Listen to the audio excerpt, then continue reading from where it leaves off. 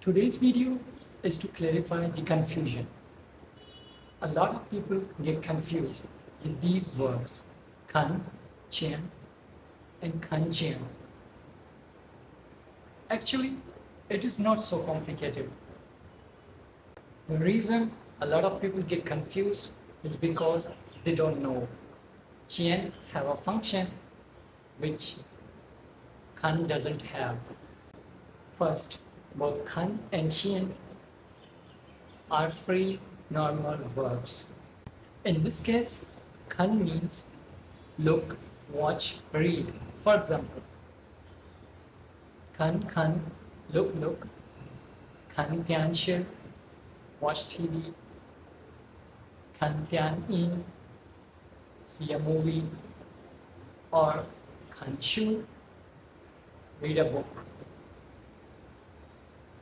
Kan can also mean to visit. For instance, 明天我来看你. Tomorrow, I'm going to see you. I'm going to visit you. And the verb jian means meet. To meet someone face to face.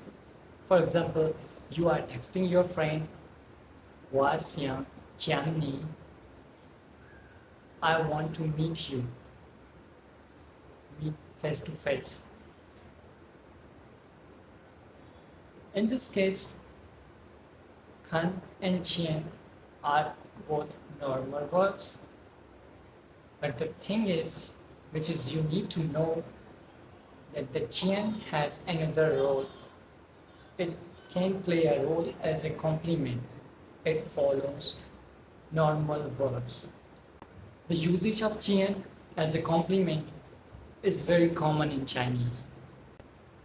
For example, you can always kan, but you can't always kan jian. What does it mean? You always look at something, but you can't get a chance to see it. For instance, someone is flying in the sky. I would say, kan. And you would try to see. And I would ask, Kanchen Lama, did you see it?